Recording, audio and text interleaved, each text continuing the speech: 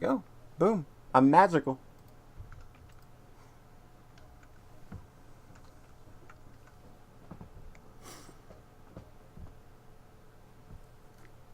I'm at 12 games beaten so far. This year? Damn. Damn, I'm like at 6, I think. Where am I at? You're at none because all you've been doing is reading shitty Fate. Actually, I'm taking my headphones off this time. Yeah, that's what I was going to say about this episode is that John doesn't have anything. That is true. Yep. And that's okay. I mean, it's like it's like payback. I don't know. Yeah, it's something like that. It's making up for last week. There you go. Tom's playing it. Used my fucking server to get that to him too. I have to cancel my hosting package entirely.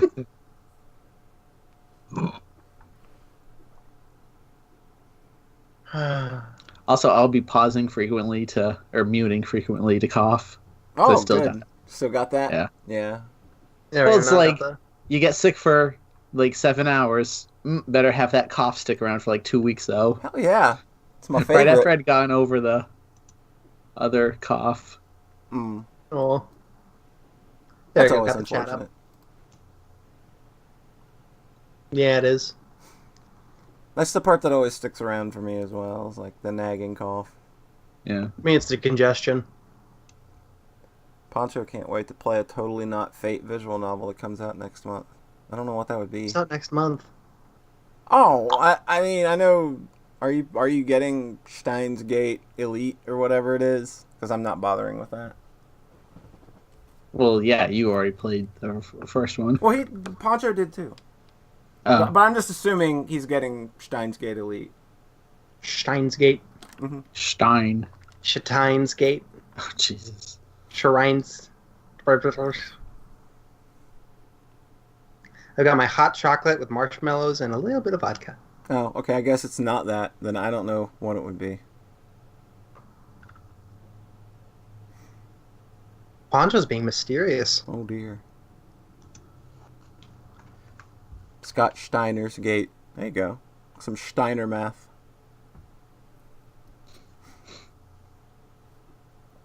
I sat in the sun for 2 hours today. In your indoor pool. God. Somebody's living pretty bourgeois these days. I posted that and then realized that does seem a little bit. That's pretty. A little bit? A little bit. Just a little bit. Jesus Christ. It's not my pool. It's the apartment's pool. It's very different. I thought about replying to that like, I will try that next time I'm at my indoor pool. I moved the thing after that so that they didn't have the window, the little bit of window supporters like blocking sun. I managed to line up my chair so that it was like pure, just right on me for 2 hours. It was great. Gotcha. So I'm feeling very good. I actually got vitamin D for the first time in months. God, yeah, it's been pretty crummy there for a while, hasn't it? Yeah. A little bit. I did get to go down to Florida for Christmas, so I got some of that there. Yeah, like, you're not that far off from Christmas, so you're still, like, yeah. You still got some of that good in you.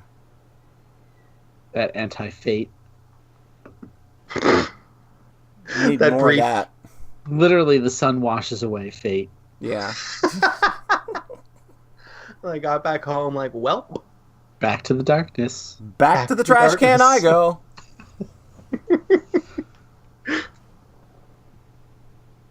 Now I get to drag other friends with me, apparently. Oh, Jesus. It took like 3 years or something before I got a friend to read a Sanderson book. Yo, thank you for the Submarino. Like 2 months of freaking out about Fate. Gemini, thank you very much. Well, I think Tom specifically said he wanted to read Fate because he did not want to read Sanderson, so he was like, I'll do this instead. I was like, all right, I can handle that. This works out. Oh, shit. Thank you for the 1,000 bits as well.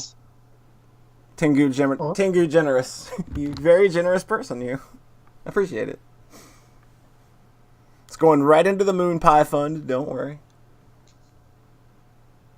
Have you ever actually gotten a check from Twitch? Yeah.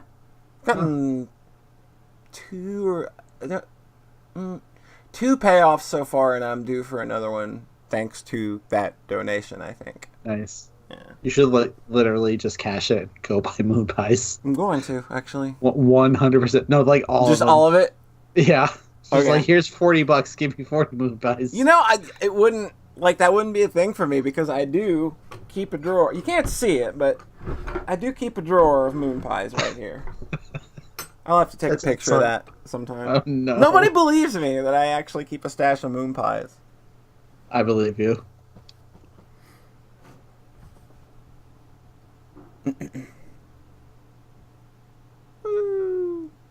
Got ourselves a nice little crowd here tonight. They're here. They came for the fate. That's why they're here. Yeah. John's not one to disappoint. Tom just got to the one bad fate boy. Just one, huh? Wait. You mean the author, right? Oh.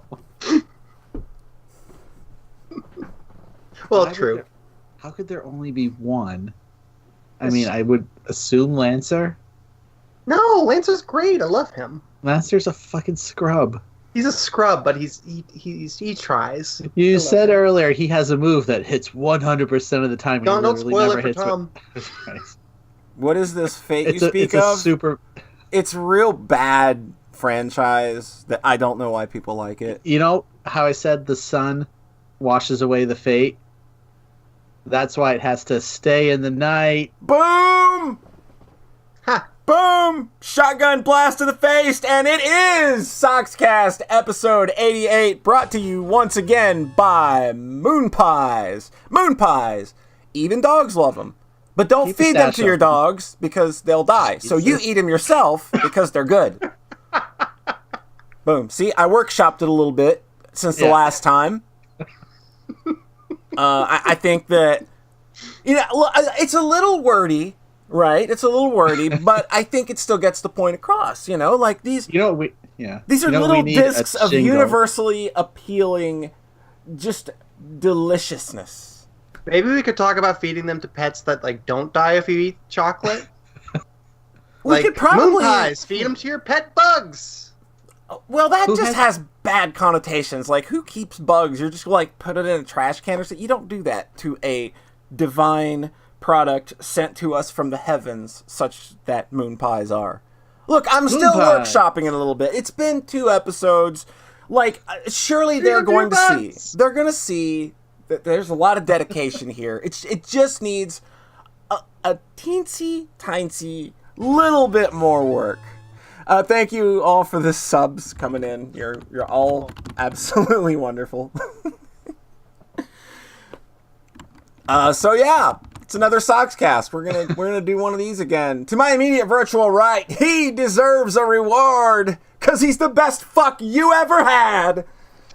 It's Rhett. Hello. How's it going? So we're gonna be like every other website right now and talk about Kingdom Hearts 3 and how confusing it is. Oh yeah, that's the whole thing now, right? Everybody acts like Kingdom Hearts is this big, completely impenetrable thing that you can't make it out. I had a whole bit planned where I'm going to be like, "Oh, what do you mean this isn't actually the 3rd game? This series is so confusing." I know, isn't it? But then I actually watched a recap video of the series, and it does seem kind of fucking out there.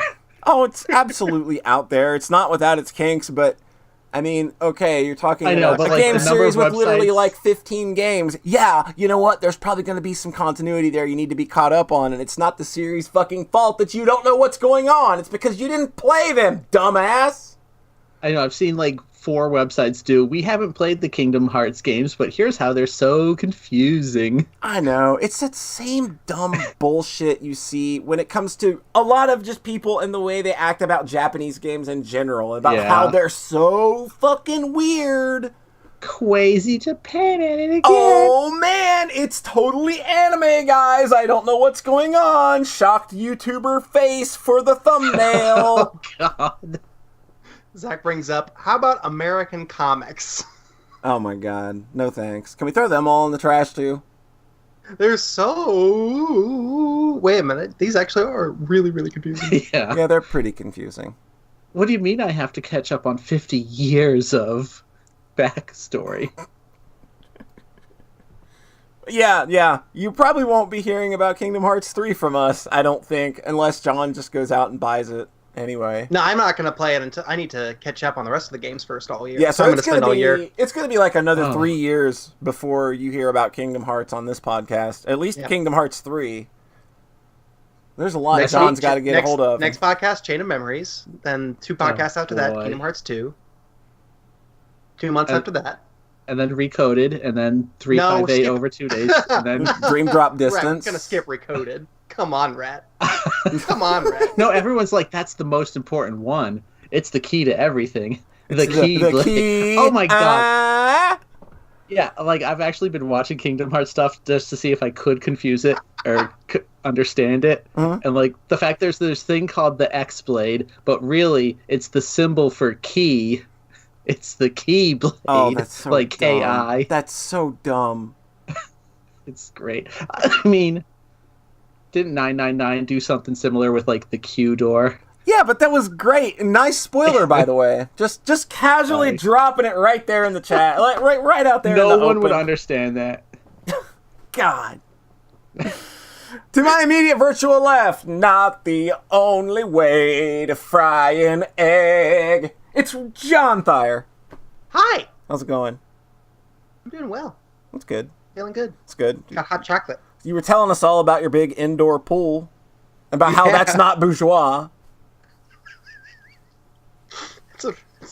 It's a nice building. Just really, just living within your means. That's all you're doing. Paycheck to paycheck. Paycheck.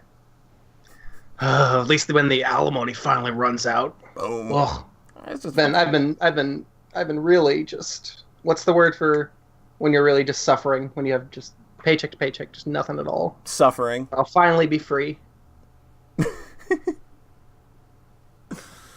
Oh, yep. So we're going to do the Sockscast thing now, where we talk about things. Hey, John Thayer, did you do anything? I listened to some Faith No More. You listen to Faith No More? That's a pretty good band. I just brought that up in the chat. I thought you said Fate No More. Oh my god. No, I don't even know what you're talking about. Did you just single-handedly ruin one of my favorite bands for me? Well, don't worry, because John would never say there's no more Fate. So you listened to Faith No More. I listened to the real thing over a couple times and had a good time with it. That's a pretty good album. It's a good one to start with. Yeah. Want to get I listened to a bunch of bands, actually. It was really nice. Kind of just trying to get back into music. I think the ones that resonated with me the most were KFMDF. It's so confusing. It's like Kingdom Hearts. KMFDM. KMFDM and Rammstein. Those were the albums that I was like, oh yes, I want to play these over and over and over again. This is the entire jam? Your entire jam. Which those KMFDM albums were you into? I listened to Nihil, and I pretty much just did one album per band. Oh, that's good. Yeah, Nihil is really good. Yeah, that album really kicked ass. I really liked the closer track, the Trust. It kind of felt like happy nihilism, where it was like that seemed like kind of the vibe they were giving. It was like, fuck yeah, it doesn't mean anything, but that's okay. Live life, love everyone. I don't know. Yeah. It felt nice. It felt wholesome. Yeah, that is of all of the KMFDM records you could have gotten a hold of. That's like a really damn good starting point. That's like a high watermark, if you ask me. Yeah, I figured that's okay though. Which Rammstein album did you end up? The Rammstein I listened to was... I'm pulling up my backloggery. Okay. In reverse order. Oh, Mutter. That was it. Oh, Mutter. Yeah, that's a Mutter? That's a it's Mother. Mutter. Mother. Mutter. Mm-hmm. Polly's all about really like that pronunciations. That's a good album. Very good. Yeah, I listened to that one and just right away it was like, oh, this is so clear and good. It's not just texture, basically. It felt like there were these really good songs there, and then all this gorgeous, really careful texture on top. Yeah, like their albums are always just slick and overproduced to fuck. And they sound great for it because, I mean, that's the kind of, like, they're basically making machine music, essentially. You know, machine music with some very crunchy guitar on top. And that's what I want. And they got a new album coming out this year. Cool. Oh, hell yeah. 10 years after their last one. Oh, man. Yeah.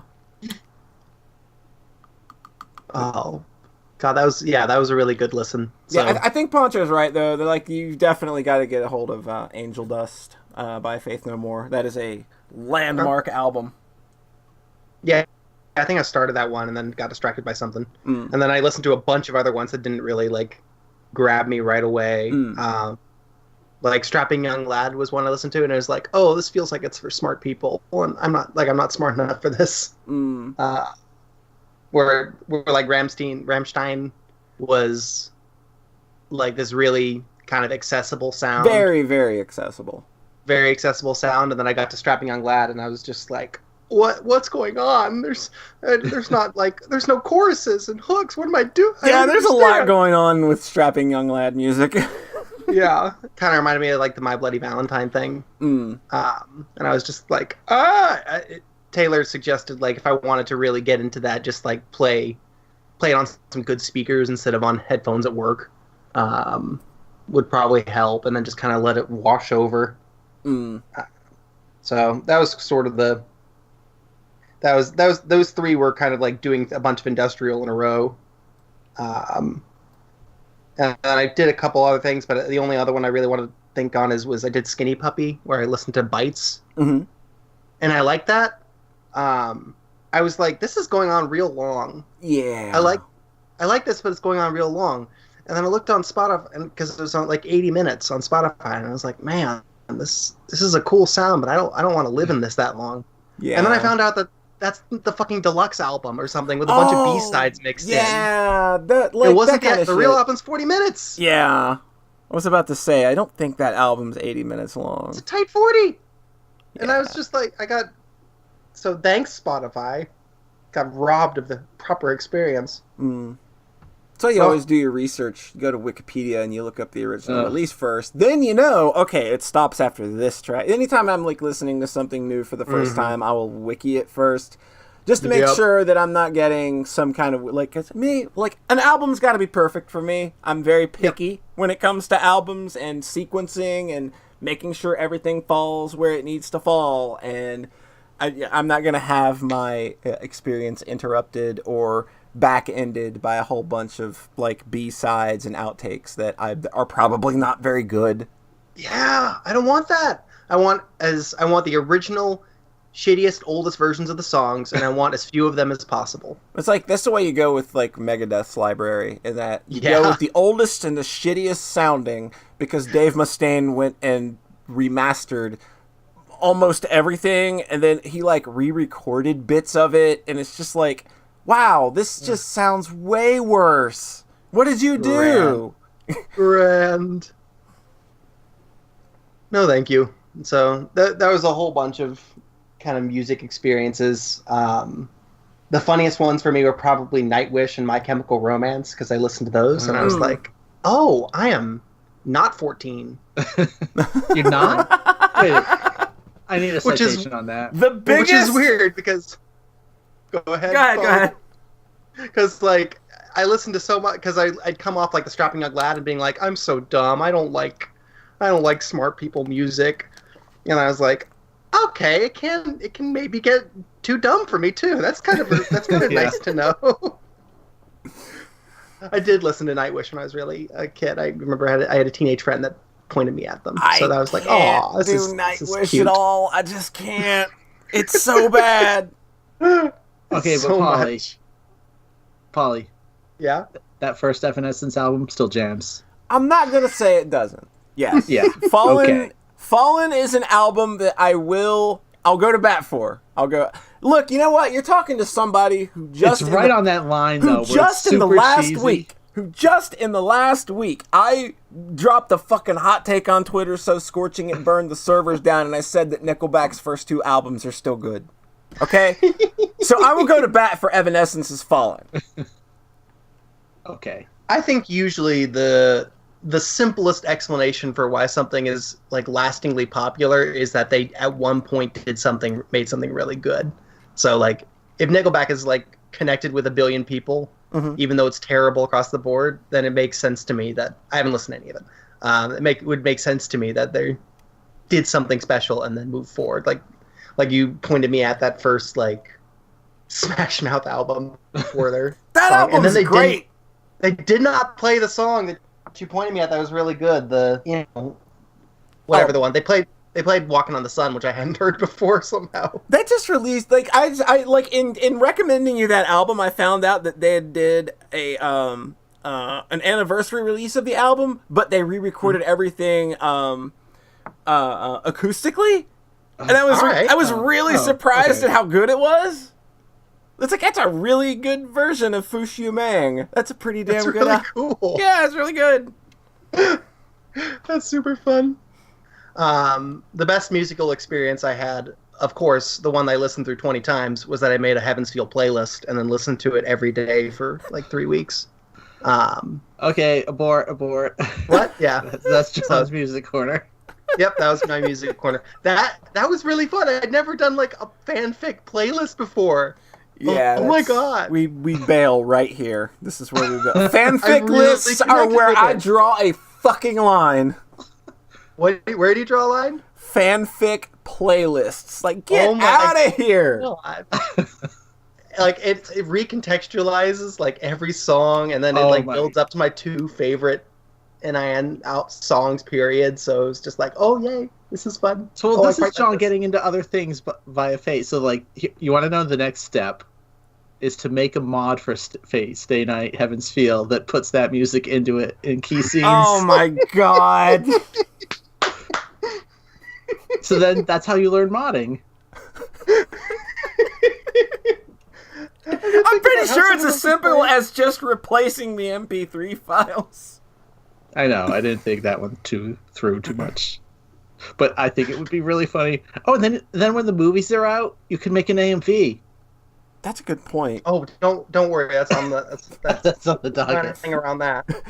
Listening Garden in the chat gave me a little bit of a heads up. A funny thing is that she mentions that what's on each character's MP3 player in her lullaby, and that gives me ample opportunity to mention we just announced a brand new video game this past Monday. Myself and John Thayer.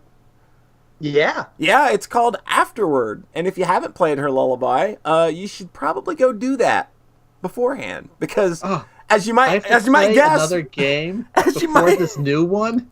It's so confusing. The her lullaby chronology is a little out there, I know. It's a huge ask for people. Oh god, you do also have to play all the Kingdom Hearts games before you can appreciate Afterward. Like, Taco is totally a pop rock slut, though. Absolutely, just anything that is popular and has like she's that type of person where if you asked her what kind of music she likes, I like music that's got a good beat to it.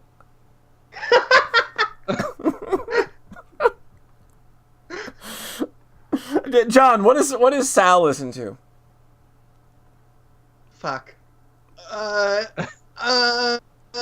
No, sorry, I'm not smart enough for this one. I can pick out more pop rock ones for. We planned out a lot of stuff for these characters in universe, but they're MP3 players. God damn it, that's the one thing we forgot. Ori listens to Daco. Oh yeah.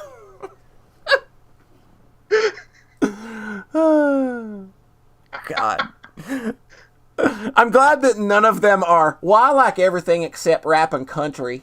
The most boring milquetoast fucking music opinion on the planet that Rhett has. Yeah, I'm actually the one that invented that musical taste. It's like boring musical taste. Like, I like everything except rap and country is the throwing up a peace sign and a selfie of just that of music tastes. Like those two things annoy me more than anything. For what it's worth, I listen to much less than just not rap and country. Like I don't listen to any like pop music either. Oh, that's great. Oh, your taste is so boring. I like Thank You Scientist. Yeah, that's prog rock, Rhett. Like everything else I like. Fucking everything else you listen to. Look, I'm very easy to recommend music for because you know exactly right away. Yeah, that is true. Like I can come across a new band and know exactly like, oh, I know Rhett will like this because the songs are way too long and it's way too self-indulgent and way too you up sent its me own that ass. Hakan record. I know. Hakan? Haken. Okay. Taco and Lori would listen to Carly Rae Jepsen and feel a lot of feelings together.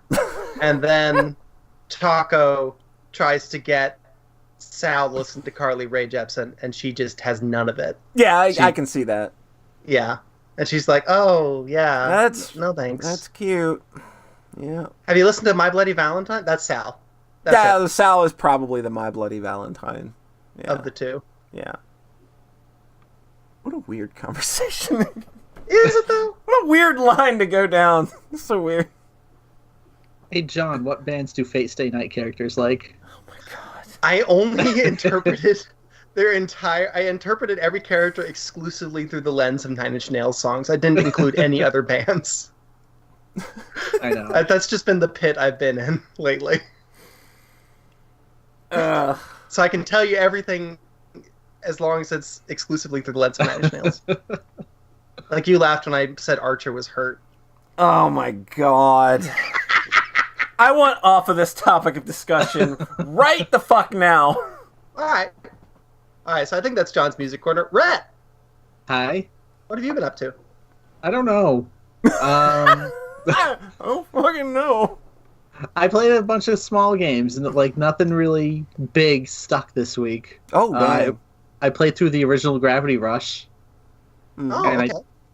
It's like, I really liked it, but I don't have a ton to say about it because it's like, yes, I see how this set the stage for the second one, which is like way better and was one of my top 10 games of last year. It's like the first game is just so weird because it just feels like it rushes so much. Like, I guess that's a criticism I had of the second one too, except the second one is like 3 times longer. Mm-hmm. So this one just has kind of like 1 arc instead of 3, and it still rushes through it. Like, I kind of thought it would give itself more time to breathe, and because apparently like the development was rushed to reach the launch of the Vita. Yeah. Because originally it was a Vita game, and it had all sorts of weird motion control stuff in it. Because everybody loves that. Yeah, like... God, that is the context I originally heard about it in. Yeah. So, like, on the PS4 version, you can aim with the controller, and it turns it on by default. So, like, spinning your PS4 controller, not particularly a great feeling, but then you can also, use the right analog stick. Way better. Yeah, it is Gravity Days in Japan, and I like that name way better. Yeah, I think they're both fine. Daze. Yeah. Daze? Yeah, Gravity Daze. Daze. You're a witch. Mm. Actually, I think they do call one of the characters a witch, like Gravity Witch. Anyways, they don't resolve a ton of the plot lines, which is something I already knew, having played everything in 2, is like how often they would be like, oh yes, those kidnapped children that we never actually finished dealing with from the first game. Let's go do that now. And it's like, wait, did anything get resolved in the end of the first game? And the answer is kind of not. Like, it really kind of rushes at the end. Like, there's an area of the city that you literally never go to that's in 2, though. Oh. But it's like, you see it in the first game super briefly. It's a weird kind of mess, but like, I love that series. I hope. Well, I guess I don't think a third one. Yeah, you're not going to be seeing any more of that, unfortunately, I don't think. Because I think they did kind of wrap up the first, or the second game, really wrapped everything up that it had to. The funny thing, though, is like in the second game, when you meet these characters from the first game again, like they act like they have this huge, long history, and I was kind of like, oh, I got to play the first game to kind of get to know who these characters are. And then you play the first game and they have like 2 scenes each. And it's like, wait, no, you're in the second game way more. And like every side quest in the first game was apparently sold as DLC on the Vita version. Oh. So like they're all named like, oh, the Special Forces pack, or like the Maid pack. Like they were sold as like these $4 expansions that came with like 2 missions and a costume. It's just like, man, and those are literally the only side quests besides, like, so there's the main quest and then the like kind of boring stuff like, oh, defeat enemies in 30 seconds or rush through the city, like the real kind of basic open world stuff, like races and killing enemies. What's really funny listening to is that I still have really no idea what Gravity Rush actually is or how it plays. Just after all this time. It's like momentum flight stuff.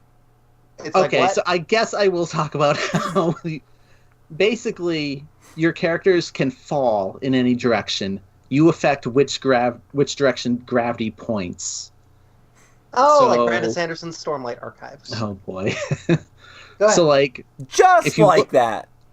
If you look at a building and kind of point your gravity powers towards it, you will then lift off the ground you're standing on and then fall towards that building. And when you hit it, you'll start standing on the side of the building because gravity is pushing you into it, you know? Cool. And then that's a good setup. Yeah, it like works really well for kind of being able to navigate yourself through a 3D space. And then the enemies, you use lots of dive kicks, basically. So kind of automatic. It's seriously like dive kick the game, where it'll kind of automatically point gravity towards the enemy, and then you'll dive kick into them. And the one thing that's really annoying, and both games have this issue, is flying enemies will love to jump out of the way, at which point you'll just go flying past them and have to reorient yourself. What if you pointed at the sky? You will just start falling straight up for a while. Oh, man. Yeah. Do you just ultimately die, or...? I think eventually, like, it'll kick in and be like, no, get the hell back down there. You can't fucking do that. I'm a video game. I've got limits. But there's a boss fight in this one where you fall for, like, several minutes in, like, this huge area. And it's actually really hard because the character's trying to kill you while you do that. Oh, good. Yeah, it was like, yes, I haven't had some good quality jank in my video game for a while. Because you're trying to fall really fast, but then you're having lasers shot at you, and you're trying to air dodge out of the way of them, and it doesn't work quite as well as it should. But again, like a lot of stuff in the second game was like, you guys are going for it. It doesn't work that well, but you guys are going for it. Like, I can appreciate the effort here. That. Like, there's the Leviathan fight in Final Fantasy 15, which doesn't work. Nothing is that bad. But that fight just is straight up broken. I think most everything doesn't work in Final Fantasy 15. Oh, I got to show you a video of this fight sometime. And just basically true. It is going for it, so I get the comparison. Going for it, and it doesn't work. But like, I appreciate stuff that goes for it. Basically, so like you had the ball, you had the balls to do it. You might not have had the technique, but I like the gravitas. Yeah, basically. And then real quickly, one other game I played was The Fall. Which is you fall for several minutes while dodging lasers. Actually, it's a weird coincidence. Weird. Yeah, the game... you got a lot going on thematically this time. I didn't even think about that. Oh, and then the next one that you'll get to. Yep, we'll get to that one. So The Fall is kind of a side view adventure game where you play as the suit of a military guy who is in bad shape. So the suit's AI kicks in, and it's like, my pilot is unconscious. I have to save my pilot. And, like, kind of starts taking control on its own to do whatever it can to reach, help for the pilot. And I played this game because it won Best Story on Giant Bomb a couple years ago. So I kind of got spoiled on how it ends. And then I kind of played this game and I realized there's not a whole lot much more to it because it's kind of an episodic thing. But then they took, like, 4 years to get the sequel out. Oh, like The Fall 2 only came out like last year. When you said you were playing it, I looked it up on Steam and I saw The Fall 2, and I was like, wait, shit, that just came out. And then they briefly considered nominating it for Most Disappointing. Ooh. Oh no, because apparently they didn't like the 2 nearly as much. But so one of the things that drives me nuts in the first game is that it's an adventure game. Like, it is straight up use item on thing in kind of unconventional way. Adventure game logic. It's not universal. Yeah. Mhm.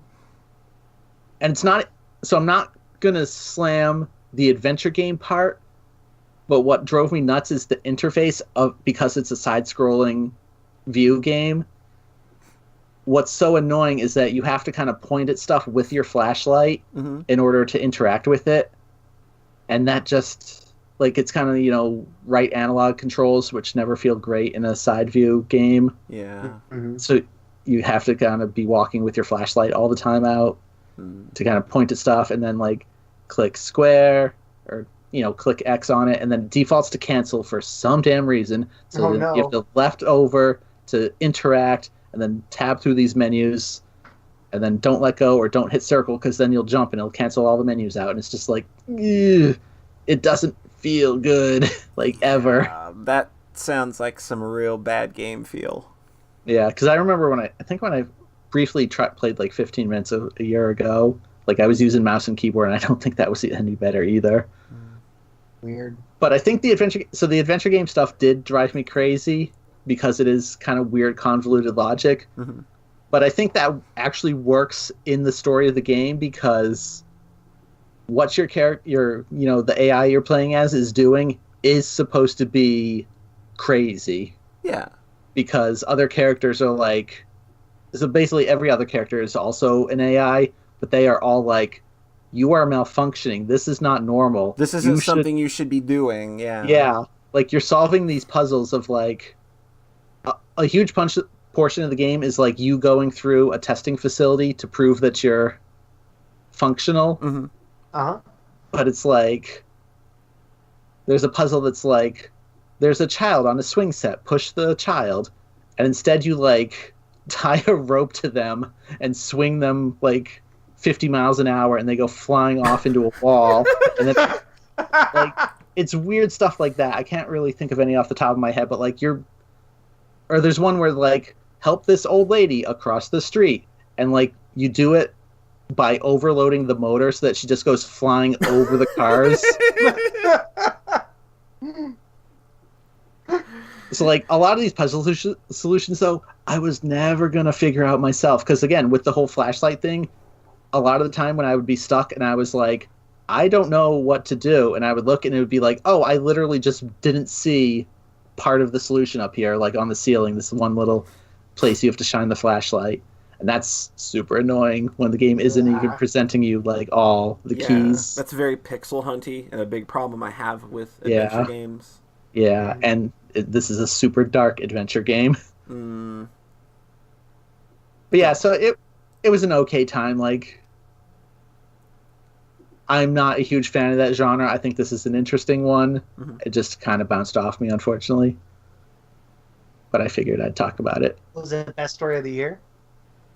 That's the thing, because I knew how it ends. Like the moment kind of got sucked away from you. Like, everything that like you were kind of going into that game pinning your hopes on had already, like, that was it. You already knew it. Yeah. Yeah.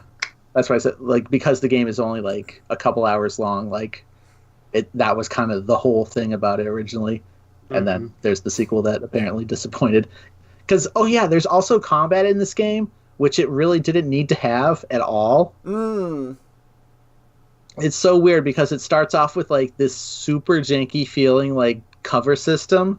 Oh no. That just does not feel good at all. And then again, like, you're kind of slowly aiming up to pop enemies in the head, which does way more damage. But then, like, again, this is like maybe 4-hour game. An hour in, you get a stealth modifier, which literally makes your suit invisible. So you don't have to do cover anymore, because if you just hit left bumper anywhere, you will go invisible and enemies won't be able to see you. Wow, it sounds like we had a mechanic and we realized it wasn't good, but we already implemented it and don't want to take it out, so we'll just make it completely pointless. It's so weird. Like, it ends up being more difficult to fight around cover because it'll default to going into cover, but then, like, so I'll hit left bumper and thinking I'll go invisible. Instead, I'll duck behind the cover, but then my head is still sticking out because I didn't hit A to duck down once I'm in the cover. Like, shit like that, where it's just like, ugh. That sounds unintuitive as fuck. Yeah, it's a lot of buttons that probably could have been streamed up. Not ideal. And I think sorry. I think the second game focuses more on combat. That probably has something to do with it being disappointing then. I might be entirely wrong. I don't, I hate to mischaracterize games, obviously. But yeah. I just know the second game, unfortunately, didn't seem to light the world on fire, which is kind of the tale of indie sequels lately. Yeah. Or like not the ones coming up this year though. This year they're all gonna kick ass. All the big ones. Yep. So Polly. Yo. Yeah. Fall into anything? Yeah, I fell into a big old hole, Rhett. Really? Yeah. It was a big old hole. But we're lucky though. Because is a big hole. You're down here. And John's down here. And the entire chat is down here with us. In this hole. In this lovely, beautiful hole. It's a wonderful little hole society we have. What's the hole? It's the hole. The hole is it's a donut hole. Oh. Yes, it comes courtesy of Donut County. Hey, is nifty. One of those games where I would say, "Oh man, this is delightful." Donut County is a game where you move a hole and you suck things into the hole. You make the hole bigger and to get other things inside the hole. Like it's basically like very similar to what you would see from a Katamari Damacy, but there's no like time element in. It's like an inverted version of that. Yeah, yeah. You suck up stuff and you get bigger as the whole, but then you make the town minimalism. Like you just suck up everything. Yeah, like instead of putting it all into one. Something funny related to this game. I saw a game of this idea on one of those awful Facebook iOS game ads. Mm-hmm. And then I clicked and downloaded it because I was like, this is going to be bad, but this premise is so good. And I played it for a little while, and I was like, God, this feels so awful and janky. I really wish there was just a good version of this. And I had downloaded the jank-ass 2048 rip-off version of Donut County that made $10 million or something. Mm-hmm. So then I got to find out that this game exists, and it's much better, and it feels good. So like, now I can actually play this. I saw an article about Donut County saying what does it feel like to have your game cloned before it even comes out? And I'm like, oh jeez. Like the story behind this game is so fucked. It's amazing. Are you gonna where it comes from, right? Yeah, it comes from the Sonic Dreams people. Oh no, I was gonna. This game is based on a tweet by Peter Molyneux. Yeah, it's also based on a tweet by Peter Molyneux. Yeah, where he said a game where you play as a whole, and somebody went, "That's dumb. Let's do it." And I saw this previewed at E3 there's a PC games conference that sometimes runs during E3, and this game was previewed on it 3 years ago, and so I saw that idea kind of in its infancy.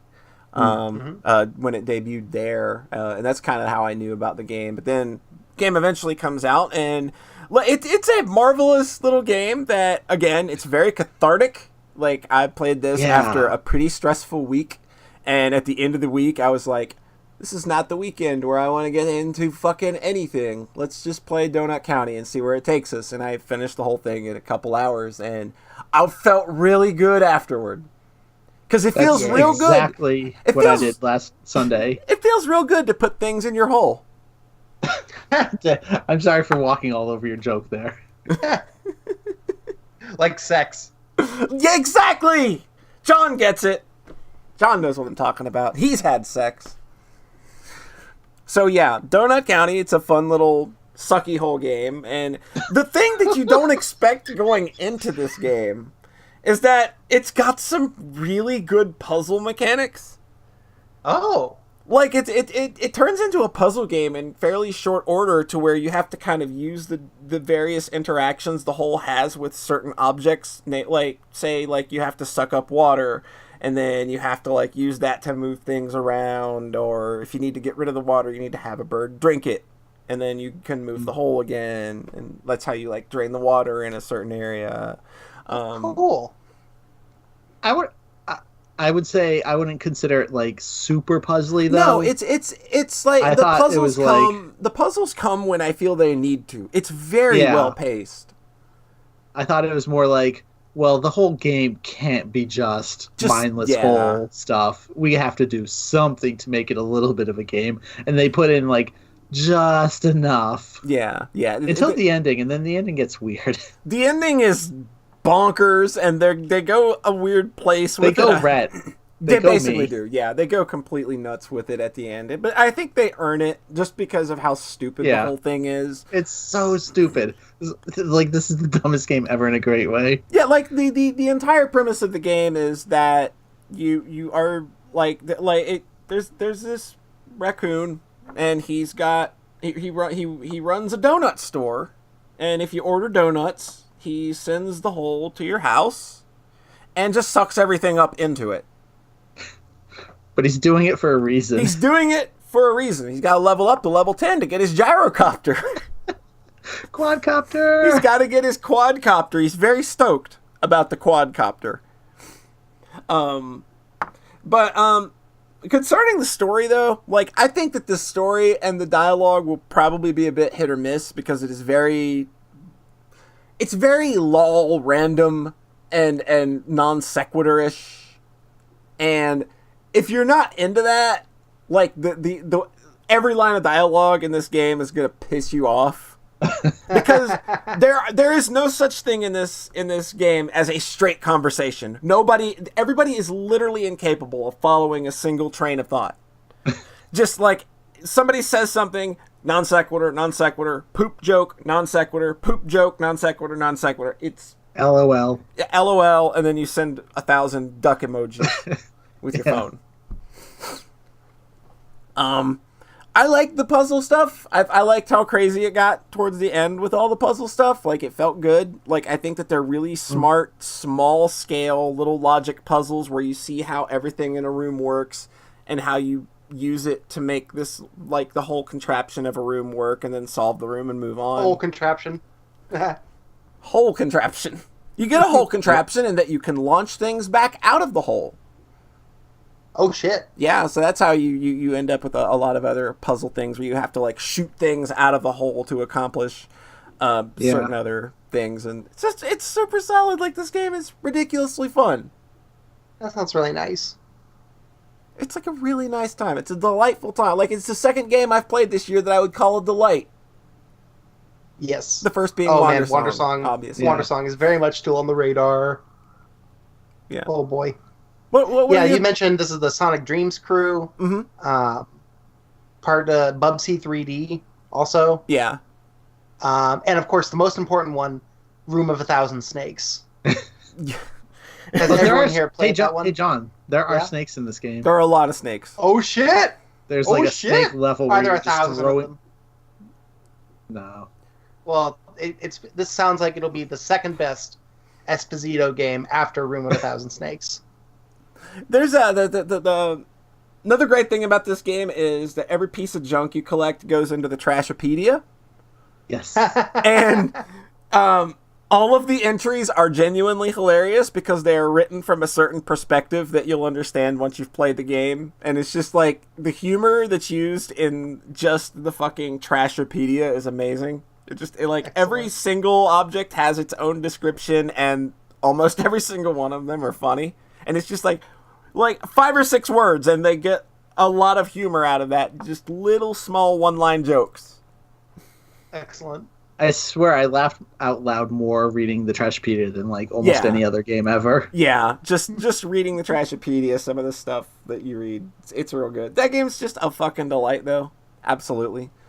Everybody should go put more things in their hole. You'll feel a lot better. It's true. It's true. It is true, isn't it? Hey, John, it should be on phone as well. Yeah, I think it is. I just noticed that, actually. So, cool. I might actually play it. And this is Which is basically what I meant. Yeah, I think on Reset Era, it won Best Phone Game because everybody that was voting for it probably played a console version, but it counted as a phone game. It's just like, oh, hey, that's a phone game too? Well, I know what I'm penciling in. Cool. Because really, what other phone game's going to win? Grand Blue fucking Fantasy?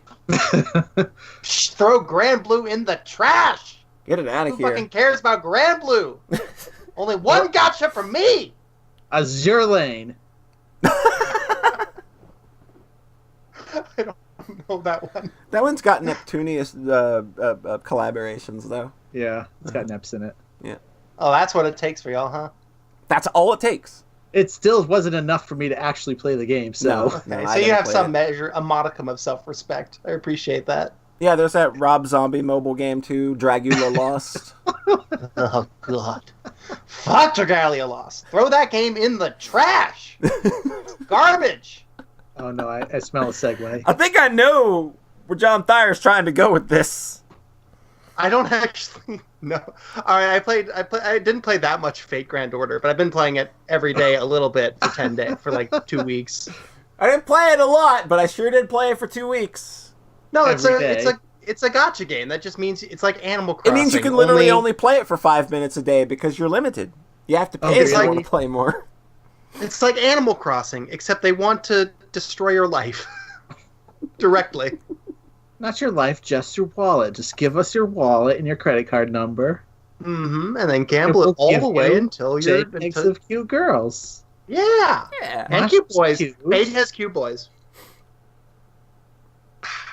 But yeah, it's cute. It is amazing how much it's just identical to Dragalia. Like everything, all of the mechanisms, like for progression. Yeah, and it's the way all built from the same engine. Story. What were you gonna say, Polly? It's all built from the same engine. Not the same engine, but the same. I mean, they're different companies, different everything. Grand Blue and Dragalia are the same people, but Fate Grand Order is a totally different. Oh, thing. I thought they were in charge of all three of those. I just think every mobile game, whatever monetization scam they use, like it's all the same shit with like energy and crystals and shit. Yeah, but like the way they divide up the resources, the way that they structure the actual gacha mechanic, the way that they have the little VN segments with divvied up with the action, it's identical, and they are completely different games and devs. I want to know what the like patient zero of this was. I don't know if it was Grand Blue or if it was something else. It might have been Kantai Collection. God. That's the oldest one I can think of. Yeah. So because I played a bunch of Dragalia, Fate Grand Order is like immediately familiar. I'm in the middle of the second chapter now. The first arc was written by Nasu, so it was good, and then the second one is written by the author of Fate Apocrypha. And it's all centered around Jeanne of Arc, my favorite character. It's really fun. But then there's like 4 more arcs by other folks, including Higashide again, and then it ends with like 3 Nasu arcs that are apparently being adapted into animes. Like they're adapting the ending chapters of Fate Grand Order, but not all these other ones before it. It's so confusing. And that's what everyone will like, say when the anime comes out. Stage play adaptation picks. Oh damn! For the Nasu. I like this. I like this John take in the chat right now from Valis. She's basically just better Saber.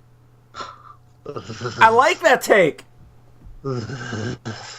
I like that there's one thing about Fate John hates. It's fucking Jeanne of Arc. Fucking hate her guts. She's a terrible character. Throw her in the garbage. Hate her. John is just all about that garbage can this week. Just get it out of here. Ugh. So I saw stage play at it. One of the Nasu arcs at the end is Babylonia. Here comes headphones. And it's all about Gilgamesh and Enkidu. And Caster Gilgamesh, who is specifically Caster Gilgamesh, who is shirtless and very cute, and he has just a big old man crush with Enkidu, who's a gender ambiguous clay cute boy, not boy, a very cute they, and they have a big old crush together, and I'm invested in it because it started in Fate Strange Fake, which is the light novel by the Bakano author, and they have a bunch of cute relationship stuff there. So I'm very excited about the Gilgamesh and Enkidu stuff, and I'm going to keep playing for that. So my hope is that the story at the very end makes up for all the stuff before that. And then I'll be happy with my time spent with Fate Grand Order. Yay. Yay. That's all I have to say. It's not, well, wait, no. It's instead of being like Dragalia Lost was like this really weird, clunky action game thing, and then Fate Grand Order is just a side view RPG battle system with no other action components whatsoever. So it feels much better to play than Dragalia did, because Dragalia is mushy garbage.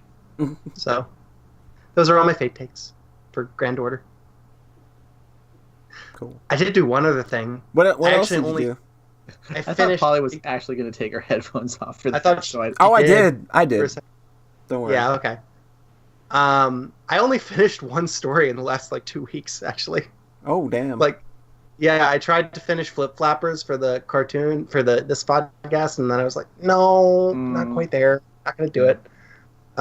Finish a book, and it started Danganronpa V3, and I'm really enjoying it so far, but that's a long game. That's a long game, but it's a good one. You're finally reading a good visual novel. Yeah. And taking frequent breaks to play a bad one on his phone. Ugh. You got to the good part of chapter 2 last night and then just went silent. Yeah, I just literally went to go play dumb Fate bullshit. No, I got to the death and then I went to sleep. I was like, oh, this has been a nice time, but I'm very sleepy now. Let's go to bed. It's 10 o'clock. I'm done for the night. Oh, my delicate constitution can't handle any more Danganronpa. Well, not after that death. That was unfortunate. Oh. It's a great way to get to the body, though. I like how they got to the body on that one. I love that reveal. It's so good. Yeah, chapter 1, huh? Chapter 1, boy, oh boy, that one's a doozy, isn't it? Mm-hmm. So many complicated feelings. Heart. It was perfect. It was just the way I kind of wanted it to go down. I was halfway through and I was like, I have an image of how this might resolve, and I don't know if they're ballsy enough to go for it. Oh, they were ballsy enough to go for it. Yeah, we have a private DM conversation going with myself, John, Rhett, and a couple other people. John made the call of the big kind of twist in chapter 1 of Danganronpa V3, and it was everything to just keep my fucking mouth shut and not say a word. It's I just noped the fuck out of that conversation. Just nope, I'm not saying nothing. It wasn't any cool deduction reasoning or anything. It was just what would be the coolest way for them to start the third game of their series? And they literally did it. Yep. So I felt very good about that. We're going to have to get around to doing Danganronpa spoiler casts at some point, just so we can talk about this shit. Hey, John, here's a heads up. Don't ever think that this game won't go for it. Yeah, this game's always going to fucking go for it. It is admirable just how much go for it Danganronpa V3 has. Oh my! I mean, they kind of say that with that intro, though, huh? Yeah, they basically do.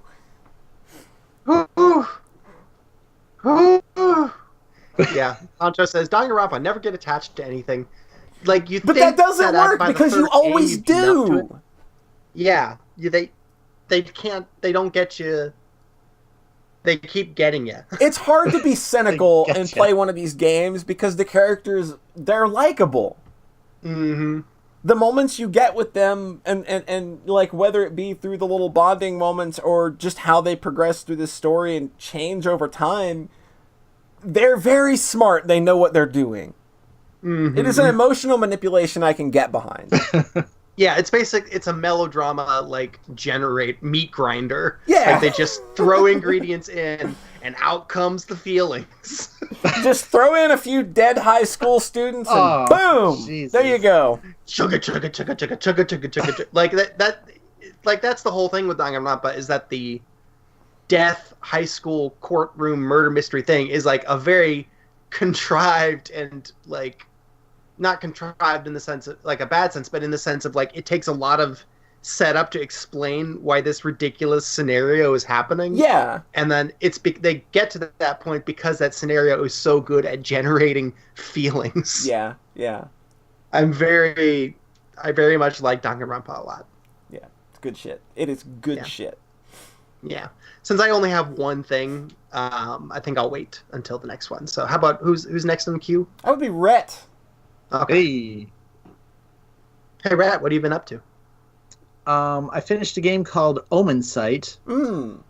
This is the sequel, or not a sequel, but kind of a spiritual sequel. It's the same universe and the same developers as a game I talked about on the podcast a year or two ago with my favorite name ever. It's called Stories: The Path of Destinies. Oh my god, Yeah. I remember this. Oh man. This is a game that had a good concept, but its execution was a mite flawed. I'm a little bit flawed. Like, I still look back on that game fondly, but basically, Stories: The Path of Destinies is the game where every choice you make leads to a different ending.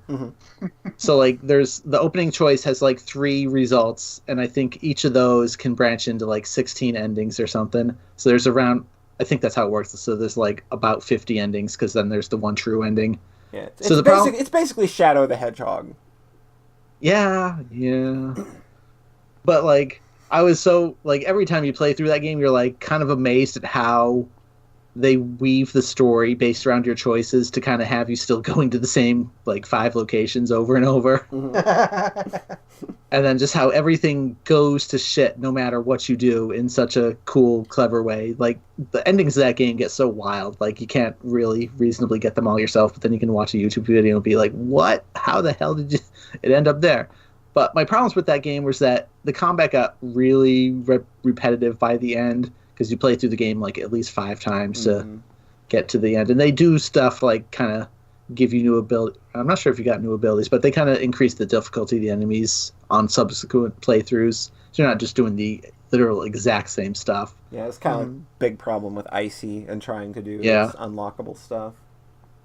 The other problem was that the true ending wasn't really like your standard, like, everything works out true ending. It's the one ending where you don't die.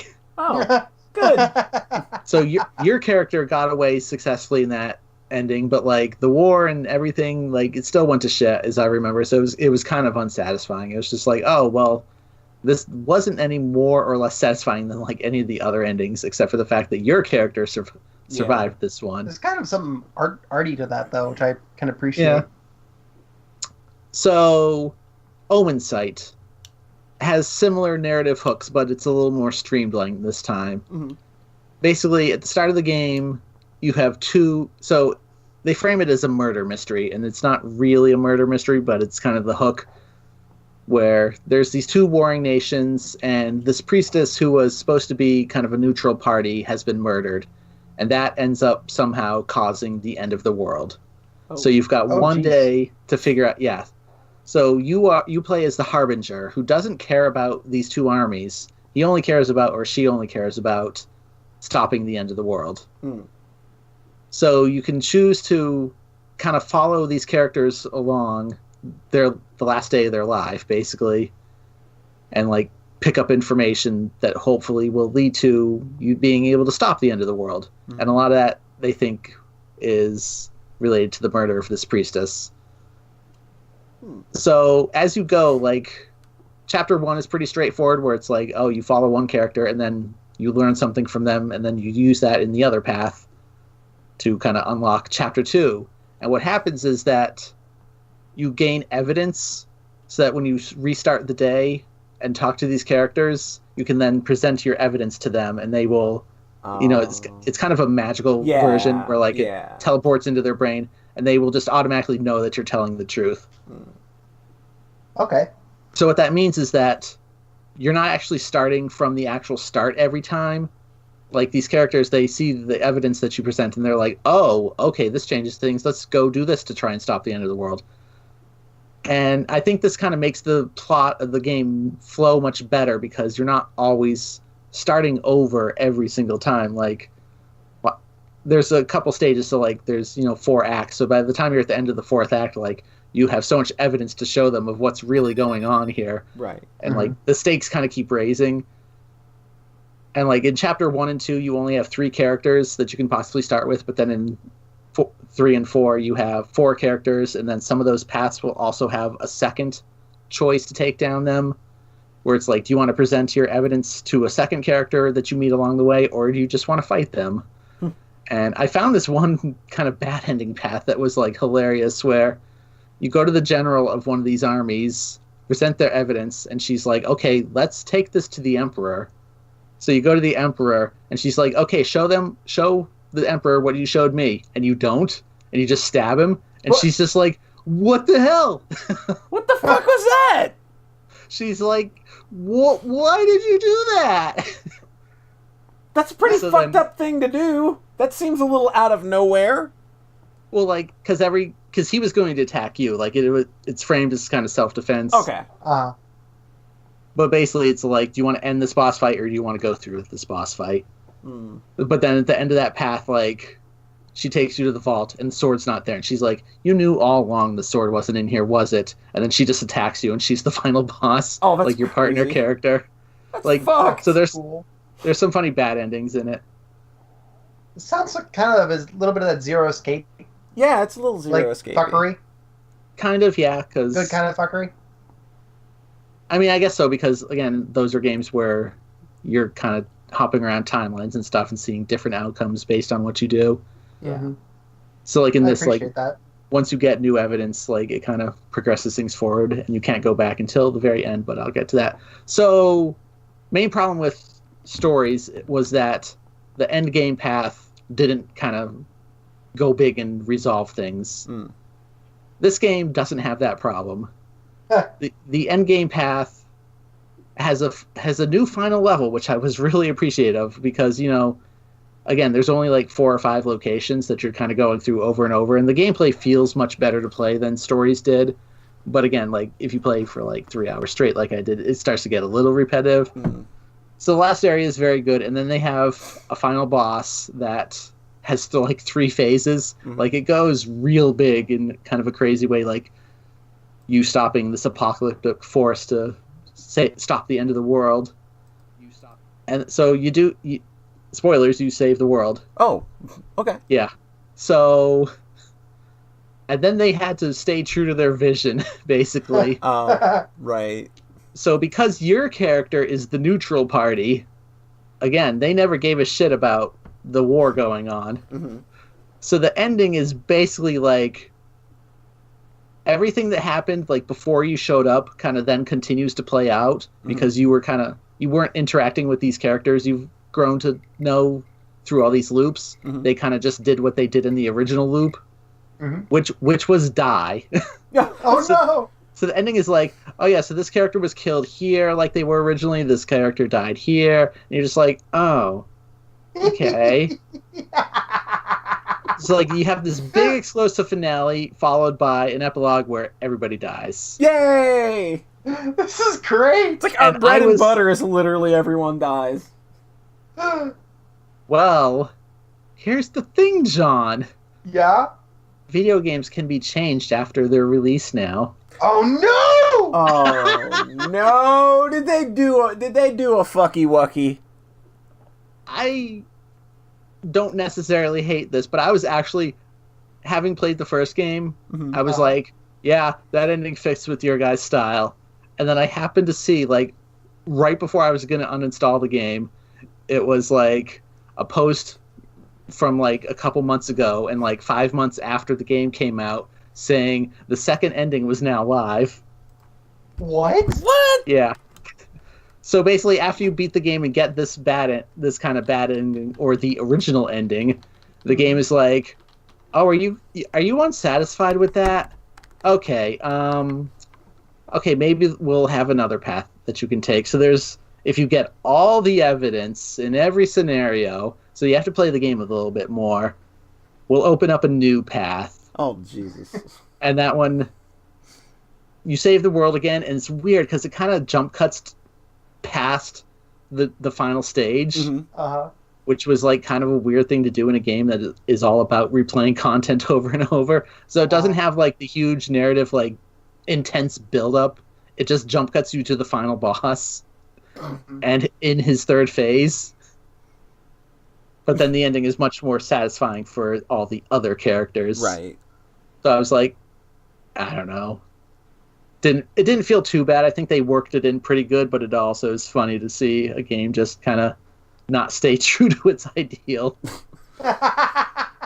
And they're like, oh yeah, now it's the definitive edition. We're like, done for now. you We're done for fucking- real now. You fucking Detroit become human. That shit. Oh, no, nothing Nothing's is that bad. That was we literally don't understand the metaphor of our own game bad. We're so sorry you felt bad about losing your slave. We'll get you another slave. We'll get you Yeah. another one. It's not that bad. It's just people really didn't want every character to die. It sounds like I can play up to that point and then be like, okay, this was what they originally put out. Yeah, so I would can, probably be happy with that, mostly because I'm pretty okay with everybody dying. I don't know if you know that about me. Yeah, just in life, actually. Yeah, just in general, like not even in video games. It's like, yo. It just seemed like a weird gut punch at the end of the game that didn't need to be there originally, and then they kind of. Perhaps I would probably need I would need to see it in context personally. I kind of laughed and then was like, okay, game, and then I almost didn't know that there was a new ending. That's so funny. That I rag on that, but I did play Arafel, which had like, I found out later that the epilogue came out like 8 months after the game did, and I was like, there wasn't an ending though. How did you stop there? How did you stop before that? I don't understand. So, that's sometimes maybe it's okay. The devil's advocate there for George Lucasing your game. I guess. Yeah. Need to go add 3 more endings to her lullaby now. We'll get on it. Yeah. Well, which one is the canon ending? We're gonna change that. Don't worry. Oh Jesus! I mean, I guess we are kind of changing the ending, though. I mean, in a way. It's a sequel. It's a whole thing. We actually did put an update where a robot comes and then pulls you back into the basement at the end. I knew you were going to go with Portal. I don't know why. It's actually in there. Just DM me and I'll send you the choices you need to make to get that ending. And it can only be got on a Tuesday, too, so the game knows. So I'll have to import my save into Afterward. Yeah, you'll have to import your save, and then you backport your save back to her lullaby. Oh, my God. And then you make a certain set of choices on a Tuesday between 2:20 and 2:40 p.m., and that's how you get the secret ending for her lullaby, the new canon ending. Trust us, it makes total sense of why you would need to do this. So, Polly, you do anything else? I did, but I tell you what, let's take a quick 5-minute break because I'm going to talk about a big visual novel, and that's probably going to take a bit. Yeah. Oh yeah, I'm excited about this one. All right. We'll be right back in like 5 minutes. Y'all get up, stretch your balls out, whatever you need to do, and we'll be back with you. Can do.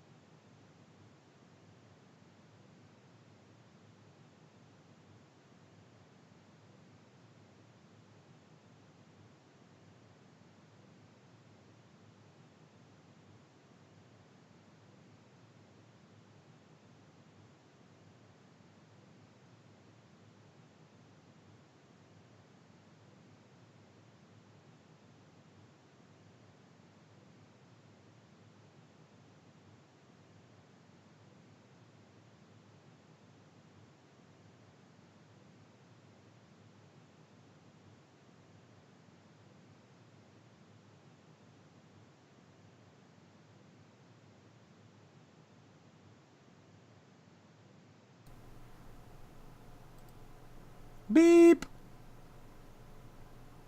What up? How's it going, chat room? You doing okay? Hey, There's a cool chat hanging out, Rhett. cool chat. See them cool people in chat that all disappeared. Hey, it's After 5. And Beepner. And Beepner. And Jetstorm. And Jetstorm. All of our favorites. Oh, favorites doing what? Like, After 5, Beepner, and Jetstorm are our favorites. Yeah, that makes sense. I've got to include Tengu Generous in there, too, because he's always too generous. He's like the official sponsor.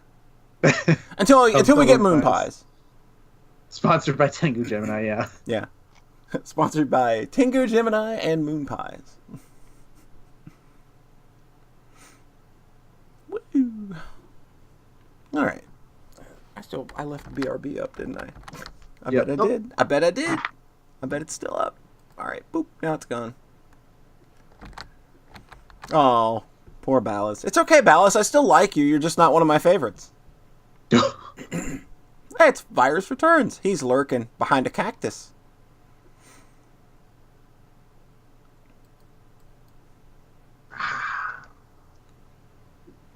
Theme of Titanic. I saw your DM, Rhett.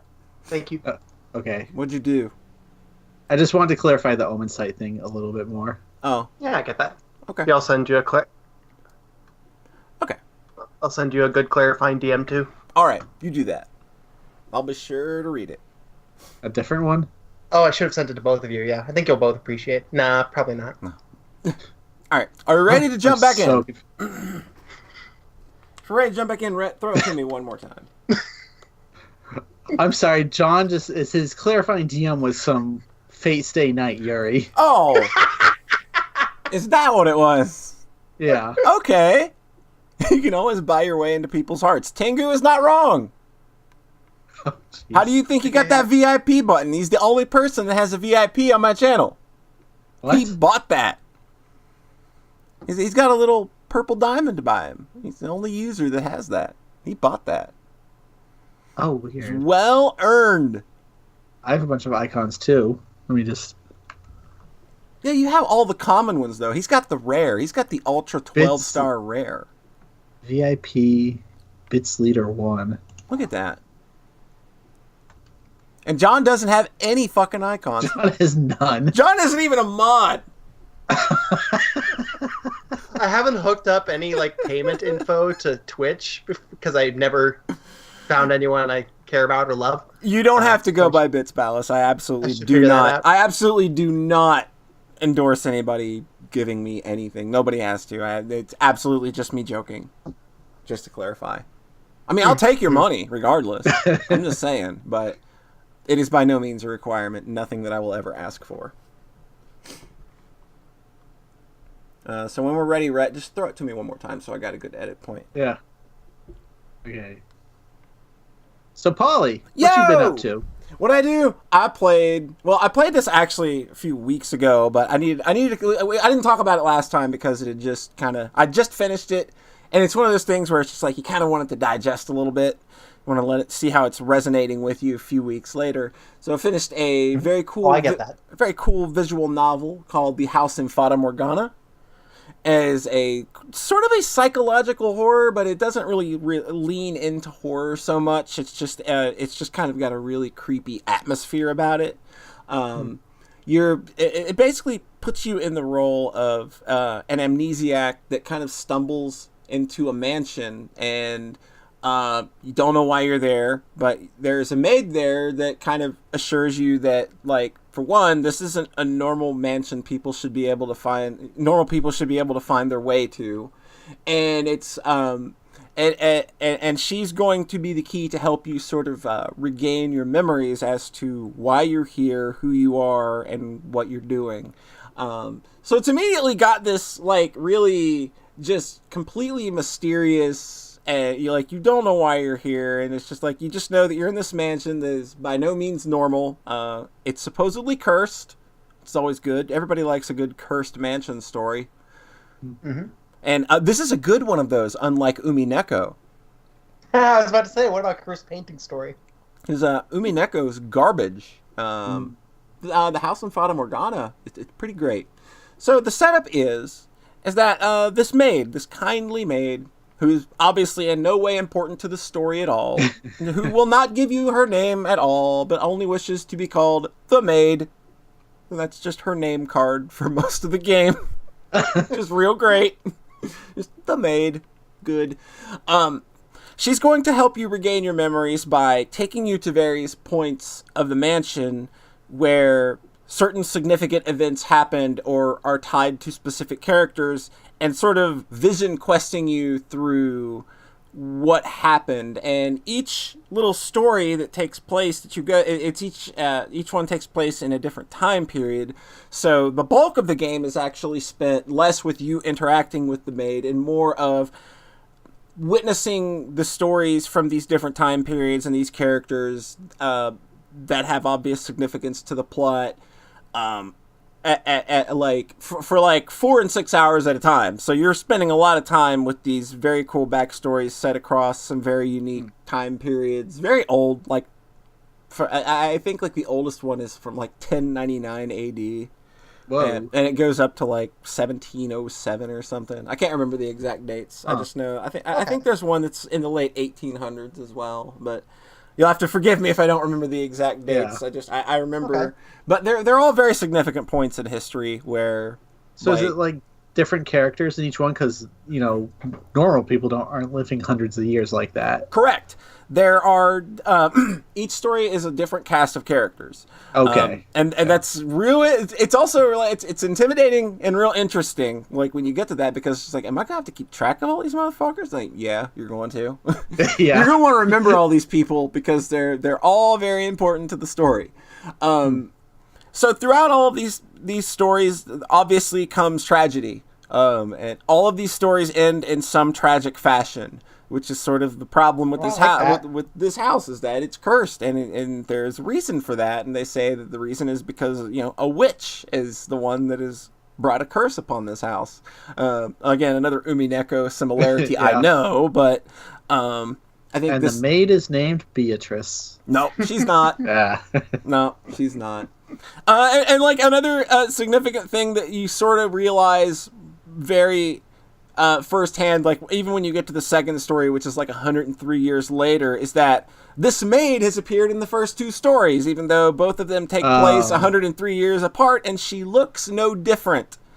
There's also the running theme of a character who keeps appearing called the white-haired girl, and all of these tragedies seem to kind of circle around her or people being involved with her. And there's like a whole big mystery around her and why she keeps appearing in all of these stories as well. And like all of that stuff gets real intriguing. Like when they start like dribbling bits and pieces of the truth in between the doors every time you come back out. You sort of either wander off on your own or the maid kind of takes off for a second and you're given a few moments to wander around and you sort of see other things happening. Like there's a painting you have a conversation with that is very significant. And it's like, why am I talking to an inanimate object? Well, it's like, because that's a person that's cursed and that's the way they ended up. And then you think, and then it's just like, a painter. Shit. Okay, I see how this ties in. You start seeing little pieces of the puzzle fall into place as to why these stories are connected, why this house seems to be cursed. And they do a real good job of pointing out why this curse is like a big thing that is, I guess I would say, deserved in a way. So it spends a lot of time like swaying you to one particular side of seeing this. I mean, I don't even know if you'd call it a conflict. It's just, they spend one time pushing you to one specific side of this situation where I feel like if you've got any empathy at all, like, you're on that side. You were like, yes, I'm very much okay with the things that are happening here. Like, I'm down. And then the game goes into a part that I wasn't super into because it puts it puts a lot on itself to try and make you feel empathy for characters and make you feel sympathy and empathy for characters who, by this point, I already had no sympathy or empathy for. Because of the actions that you've sort of come to learn over the reason why this place is cursed is obviously it involves all of these people for a reason. And then it's just like, okay, but now why don't we show you why these people did what they did? And why don't we spend like 5 hours doing that? When I had already, like, when I was already in a place where I had made up my mind, it's just like, no, I really think these people are shitty and they deserve this. The game spends like 5 hours trying to sway you to the other side, I guess, to kind of like make it seem like they're kind of like, oh look, we're gonna justify everything, and it's like it didn't work on me if that's what you were going for, and I feel like you only needed the last hour of any of that content you gave me there to really be important, because there's really only one major revelation in that 5 hours of time you spend recounting these scenes that you've already been through, these characters whose motivations you already understand. And they're just reiterating them. And slowly. And it's like, this is bad. I'm gonna hold control and skip through most of this. But then the story gets back on track. It gets past that point, and thankfully, it resolves itself in the most honest way possible, both to itself and to all parties involved. It wasn't what I was expecting, because I really felt like they were trying to go for the quote-unquote true end, everybody lives happily ever after thing. But, like, I can't say a lot about what happens here or why I feel it is very honest. But, like, when you are having the dialogue that you are having and that you've spent having over this course of time, where the game's been trying to kind of push you the other way, but you're also still sort of hearing the other side of this from more of a first-person perspective, I feel that the game ends like in the most honest way possible, and that's really what it fucking sent it over the moon for me, is that I'm glad they didn't kind of take that cheesy, easy way out of just making a happy-dappy ending just because that's probably what everybody would want. Like, there's a lot of honesty, there's a lot of hurt feelings still left, but it's still very satisfying, and it makes a lot of sense where they go. I really appreciate that. Yeah, and I really liked it a lot. Like, I can't speak highly, and like, this is probably, like, I would definitely probably put this above Steins Gate at this point. And I think cool. and I think Steins Gate is real fucking good, but I think that this kind of like, I guess I can't say that it melds more with my taste, because Steins Gate is obviously my kind of sci-fi shit too. But in terms of like the impact that its story left on me, I think that this one kind of just hits way harder.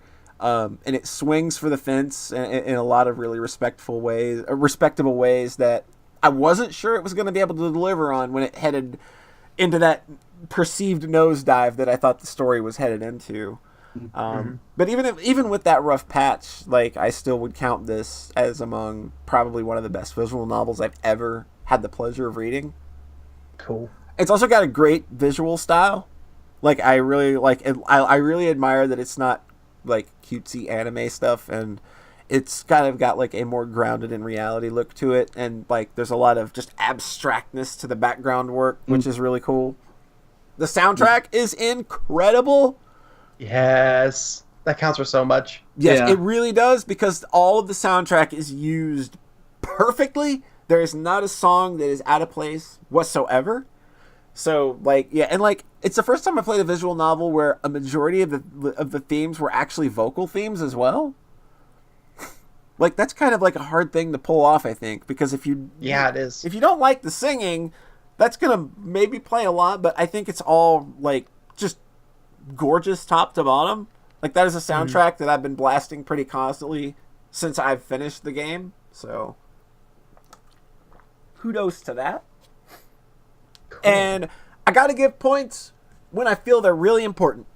When a game, I feel, takes on very heavy subject matter, and does so in both a seemingly informed and respectful manner.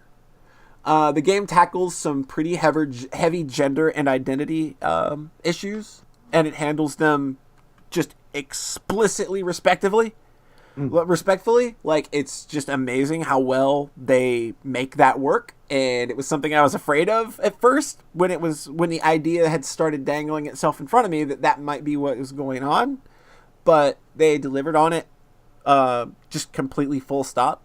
And there's also, I mean, I guess that would also pose as, I guess, a quote unquote bit of a trigger warning. There is also an element of the post-traumatic stress disorder one experiences after having been sexually assaulted.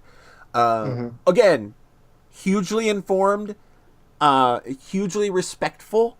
It's not used as a way to victimize a character or anything like that. It's used to give context.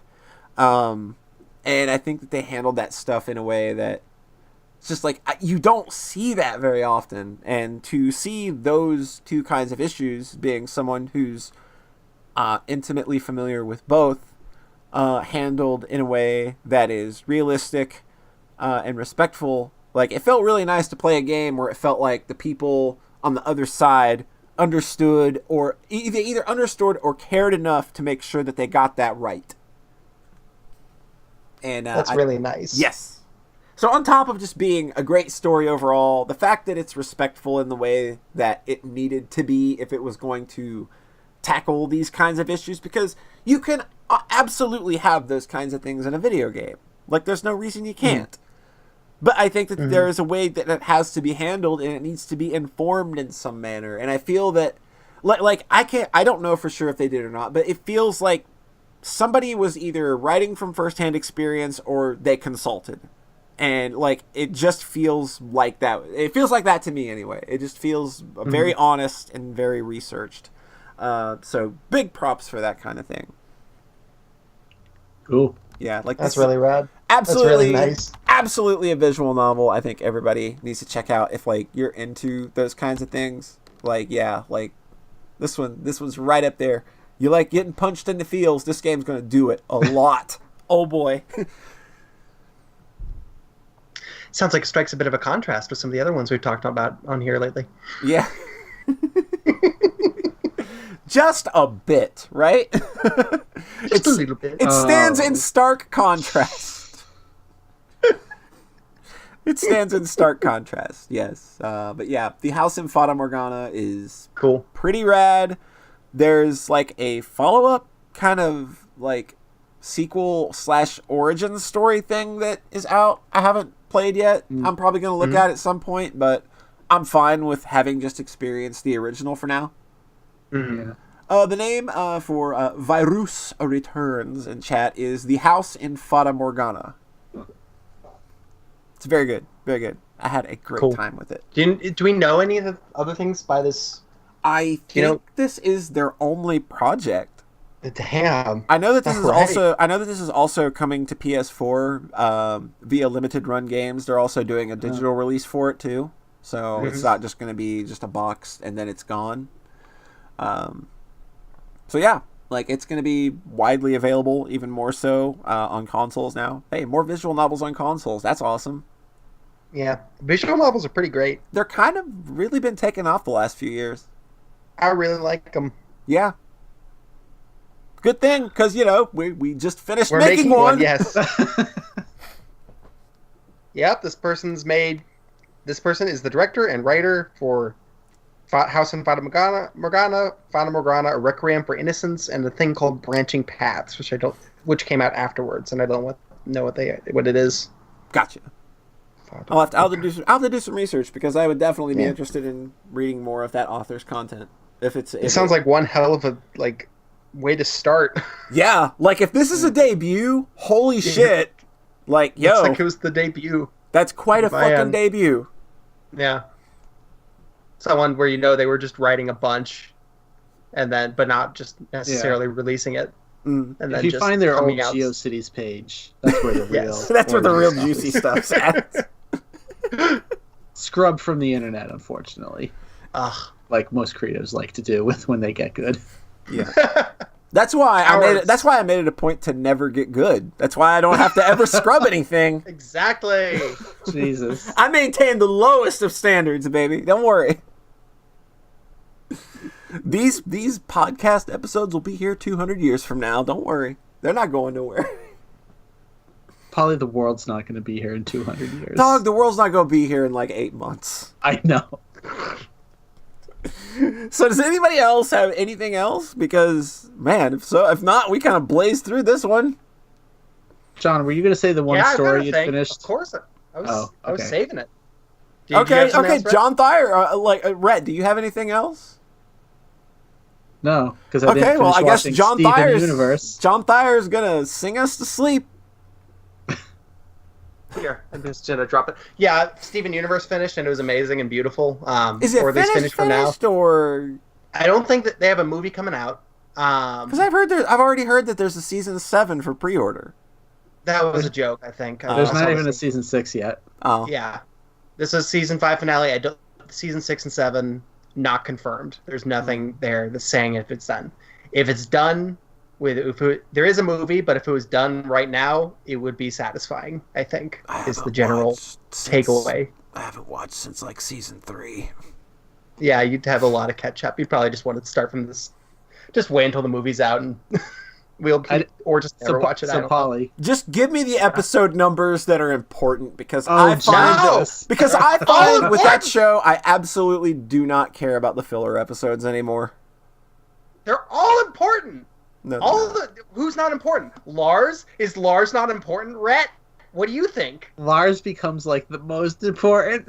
Yeah, Lars is pretty important. Is Sadie not important? Who's not important? I don't know. Sadie is a killer now? I'm not important in the world.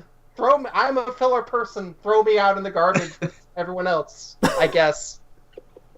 Polly. Oh my god, season 5 took so fucking long, though. It's literally been like a year and a half in season 5. I got caught up in like May 2017, which was the start of season 5, and they just finished season 5 in 2019.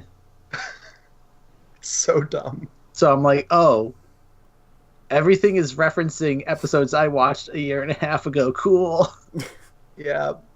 So I haven't been rewatching regularly for a while, so I'm gonna wait until the movie's out and whatnot and see if they're gonna do more and then do one big chunk rewatch. It's good. I like it a lot. Is the movie gonna be a theatrical thing or just a TV movie? I think just a TV thing. So it's just gonna be probably a Steven bomb, but because I mean I haven't seen it yet, but the last episode already was just a 45-minute episode aired over an hour. Yep. So it's like, oh, was that the movie? No, it wasn't. There's another movie, but I don't know what it's gonna be. I trust the Crooniverse. I trust whatever they're gonna do, but it was a very satisfying end point. Now's a good time to catch up. Yeah, so I'm catching up, but I wasn't going to be able to do it before the episode. I don't have that much left though, even though you say this is like the last 6 months of the show is like 5 episodes. Like what? Yep.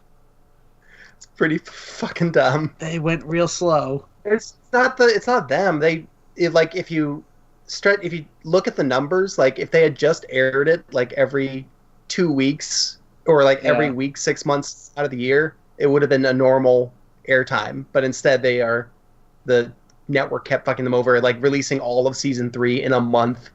Yeah, I don't understand, because it's like I got caught up in May 2017 and I looked at when the next episode aired and it was like December 2017. I'm like, oh, I know why I fell off this now, because you didn't air any episode for 7 months. Yeah. Like Cartoon Network I think they very clearly did not want this show anymore, but like the fan base would not let them let it go. Yeah.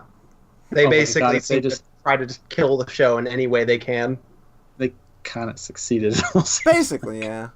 I mean, they succeeded in all, but the show's there and done. Yeah, like it's actually going to see a conclusion. Yeah. Thank God. It's wild. So, I don't know how. I'm where I am right now, though. I don't know how they resolve it in like 6 episodes. Even though I guess one of them is 45 minutes long, so a lot can happen. Yeah. I mean, there's more room for them to do more. Like they could have a lot more easily, but like if that was an endpoint, I wouldn't be mad or anything. That's kind of there's 2 characters I really want to see their stuff resolved. It's good stuff. Enjoy the rest of it. So I'm not going to talk about Steven Universe. So I'm going to talk about an actual good cartoon. Today's menu for the Emiya family. Oh my god. Okay, headphones that's off. The episode.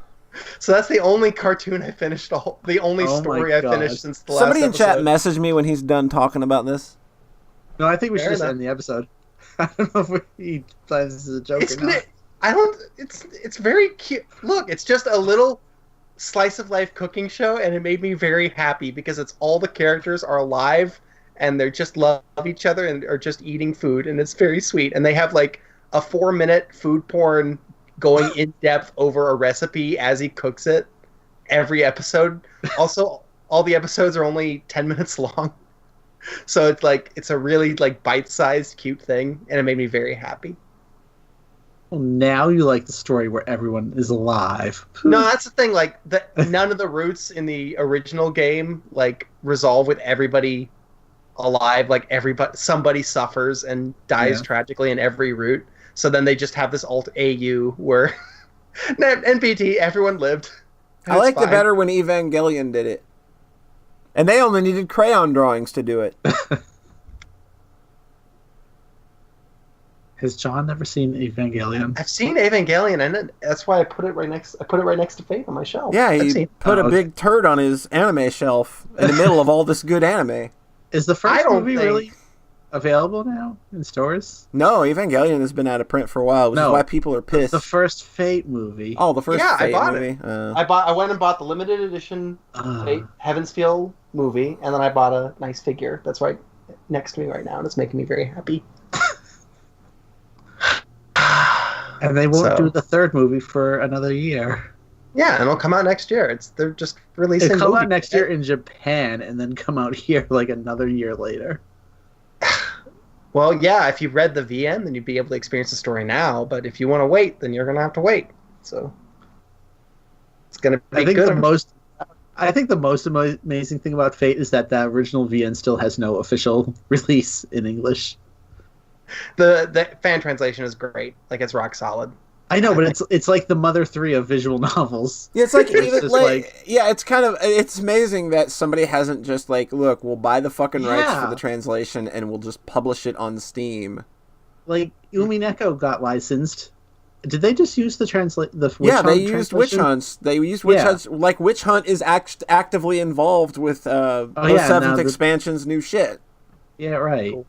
And like Higurashi got translated like twice. Yep. But no one will touch Fate. Tells you all you need to know, really. Even as the mobile game is like fucking huge over here now too, apparently. Tells you all you need to know. I think it might just be out of folks' price range. Like Manga Gamer, we'll license Fate, and they're like, cool, we're a $2 billion franchise.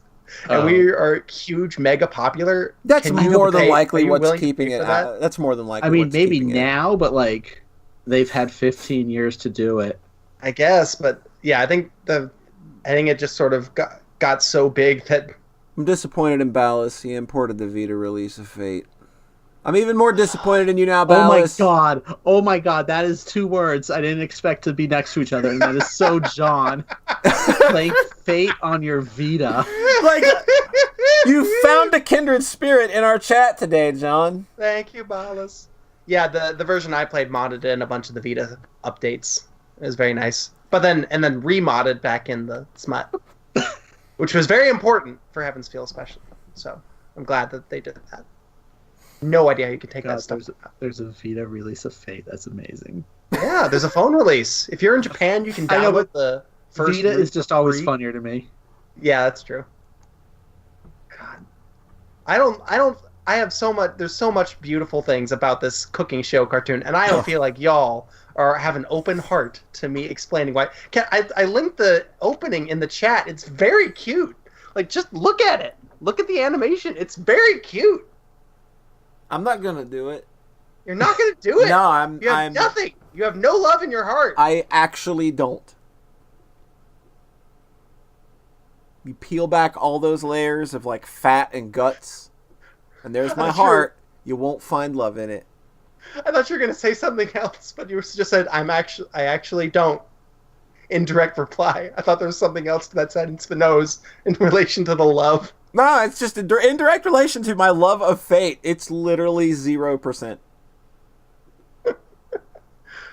There's some really funny cognitive dissonance, though, with all the sweetness. Like, they mostly just don't let the villains in the show for the most part, but then they do have, like, Shinji show up briefly, and I'm like, this is a weird fit for the nice cooking show, but all right. But yeah, it's very sweet. It made me want to cook more. I actually went out and bought stuff to make hot and sour soup, and then I made it. And then you ate that all week. Yeah, and I made another batch yesterday. And then made another batch. Ate it all week. We had to do it right the second time because you overcooked the pork. I overcooked the pork. Okay, John, I watched the intro. Yeah? Why is UFO Table credited? Did they made it? Yeah. Why are they wasting their talent on this? It's really good.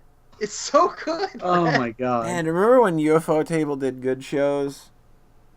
Remember Manabi Straight? That show was good. Oh my god. I barely didn't. I was like, yeah, there was the thing like 20 years ago. Gradient Hair, remember? That was the big thing. Yeah. Does UFO Table do anything besides Fate? I thought they were just the Fate people. They did stuff before the Fate. Yeah. And now they're just the Fate people. Look, these episodes are 13 minutes, and they release one every month for a year, which is so great, I think. It's like an ONA, like they released it online. I think it was magical, and I don't even want to talk to y'all about it anymore. Oh, thank God. It's Sunday, and there is a God. All right. You know, I'm looking at their history for UFO Table. Manabi Straight was their last show before Fate Zero. Oh my God. Well, at least they went out with a bang. And then they did Garden of Sinners, which is also a Nazu work. Then they did Unlimited Blade Works. They basically just became the Fate Company. No, because then they did a God Eater show and a Tales of Zestiria show. Oh, God. Ooh, Tales of Zestiria is bad on its own. No. Oh, this is interesting. Their newest thing, to be announced, is called Girls Work. It's an original. It's a co-production with Type Moon, though. Oh, God. Girls Work, Type Moon. Yeah, I'm sure this is going to be a very flattering portrayal of women. Y'all liked Kanan? That's an adaptation of a Type Moon thing. It's an adaptation of a Nazi thing. I think that with Kanan, there was restraint. I think that there was somebody behind the scenes of that project that said, no, you're not going to fucking Nasu it. Oh, well. Girls Work, a new all-ages work written by ex-Liarsoft members. So it's not Nazu, at least. Thank God. At least. It's a gifted storyteller. Oh. Knows his shit. Not all of his shit. Some stuff. There's some shit he doesn't quite have a razor sharp grasp of. But a lot of the shit. Yeah, decency toward women. That's one. Yeah. That's one big thing that he doesn't fucking have. Everything. I said it wasn't perfect. All right. So that's today's menu for the NBA family, which I didn't even get to talk about really, but we can move on. I think that's the closing note of the podcast. You did talk about it. It's literally like I could tell you everything about this show that you would need to know. I could do it right now. Quiz me. It's a fucking show. It's 12 minutes long. It aired over the course of a year. It's dumb food shit with Fate characters. Whoopity-doo. Look, I did it. I'm John Thayer. I love eating from the garbage can quite regularly. Do they do that in the show? Yes. They do not eat from the garbage. They don't There's even. one. That's the only way you get me to watch that show is if somebody ate from a garbage can. Okay, there's a really sweet moment. Like every time Shiro cooks anything, it turns out perfect, and it's just like looks completely amazing, and all the ladies eat it and go, "Oh, yay, this is so great!" And then there's one beat where he teaches Castor how to cook a thing, and then she goes and cooks it for the love of her life. And it doesn't turn out anywhere near as good. And because she's really she doesn't have a dick. No, there are ladies. All the different characters cook at some point, and they all do beautiful jobs, except for Castor this one time. But then he eats it anyway, and he says it's really delicious because she made it for him, and I thought that was really sweet. All right, whatever. I'm done. I'm done. Just fucking deadpan the whole thing. I'm done. Byers had enough. I'll play Danganronpa, I guess. He's gonna go do his own Fate podcast with people who care. Don't even joke about that. Him and Tom are working on that right now. Oh no, I bet they are. I mean, Zelos is already in it. He was the one I had, and they were the sorry. They were the one I had in my the group DM where I got to yell about Heaven's Feel before I started just also yelling on the private, and then on the Discord. I yelled everywhere about it basically. There was no safe place for anyone to go. Yeah, Polly knows. She tried. I tried, literally. I disappeared for one day, and then like John sending me PS4 messages at 3:00 in the morning. Voice messages too. He's not typing them out. He's just like turning on the microphone and going. As long as that damn thing will let him go. Got 2 more Sakura figures coming. Sorry about that. Oh my god. Also, Hey, Polly, remember when I bought a figure the other month and I was like, I'm such fun trash. Yeah. John finishes Fate and buys 3 Sakura figures immediately of the same character. Yeah. I'm like, I have 1. That's enough. Well, they weren't coming until February, and I was just really sad about it. Like, well, wait a minute.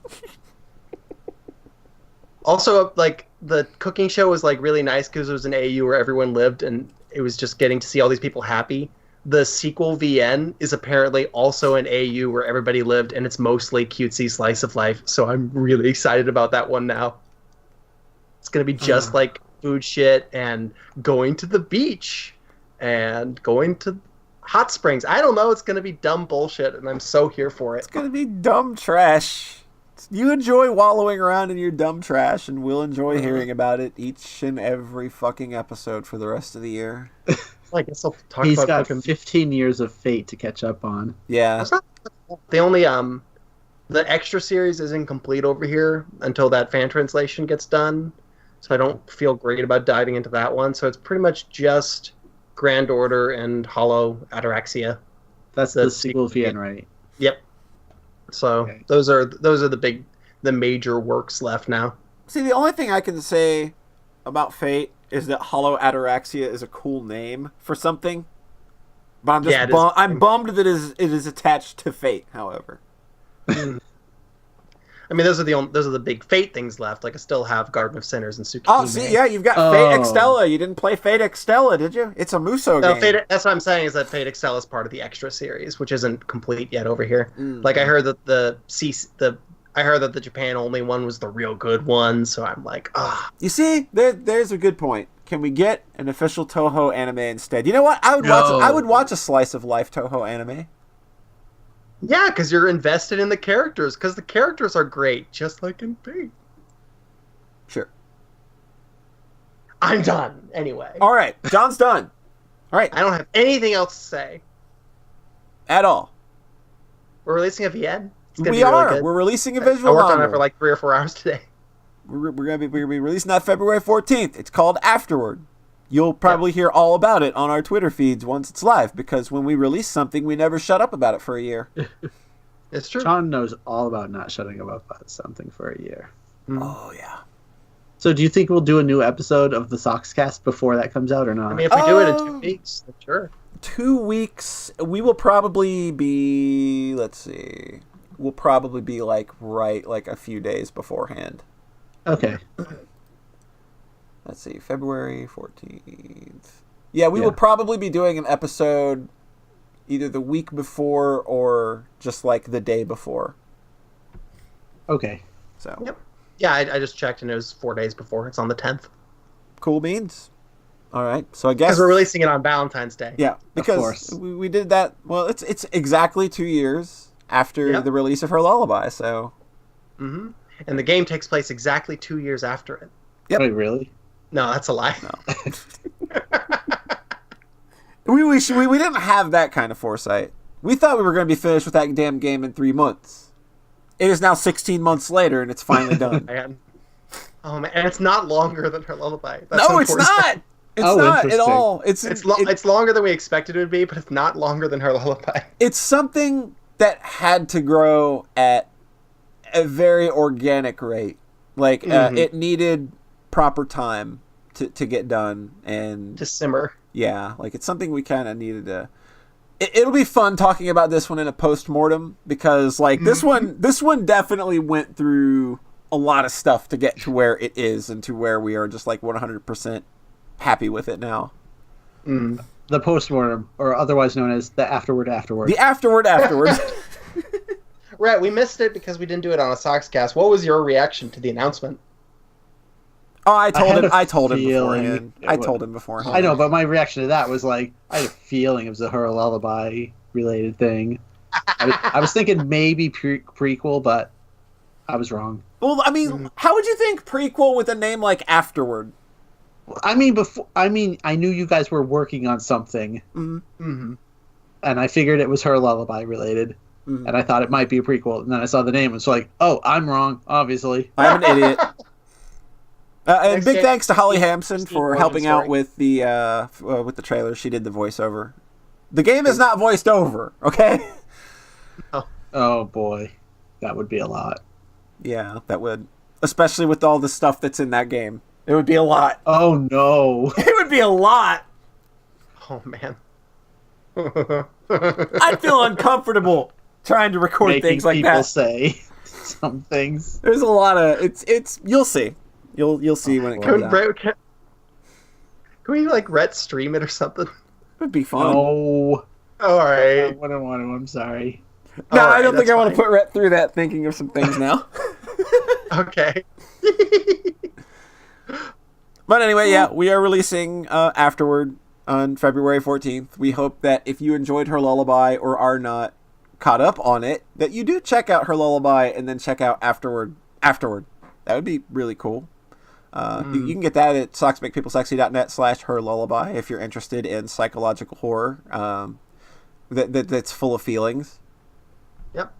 Or just play Afterward on its own. Like, that'll basically be fine. No, man. You don't really need the context. Nah. Who needs context? You won't need context. First fucking just 3 jump lines. in with Kingdom Hearts 3. Just jump in with, yeah. Literally like the first 3 lines of the goddamn game. What the fuck am I reading? What is this? Anyway, so I guess we're gonna go ahead and start winding down now. First of all, of course, thanks everybody for coming out to the live show. You all are incredible and amazing, and thank you all who threw bits at us, who threw in subscriptions. Y'all are amazing, and I appreciate you, each and every one. You never have to, but the fact that you do means a whole lot. John Thayer, where can our internet friends find you? Farawaytimes.itch.io. Rhett, where can our friends find you? Inconsequentialexistence.com, I guess, even though I haven't updated it in a while. Get the fucking work on that stuff. I'm late. Because I have real work now, unfortunately. Yeah. Tumblr sucks. God, that really does make things harder, huh? Yeah. And you can find me at my dumb website at socksmakepeoplesexy.net. And remember, we are the podcast that loves you. We are the only ones that love you. I want to ask everybody to stick around. I'm going to throw out a host to somebody who's streaming. After 5, question, are you starting upstream? If you're starting upstream, I'll wait on you to get started and I'll throw the host over to you if you're still here. If not, then we will host somebody else that is streaming. I do have one potential target already. I see. Yep.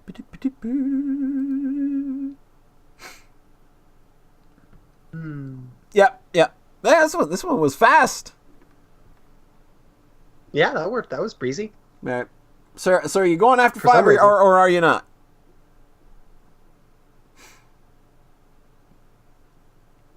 Okay, I'm going to wait for After 5 to get his stream up and going. I'll wait for that to tick over, and then I'll throw the host over to him. But for now, we'll wait while After 5 gets his panties properly organized and situated to get his stream going. And we're going to sit here. We're going to banter for a few minutes. How about that?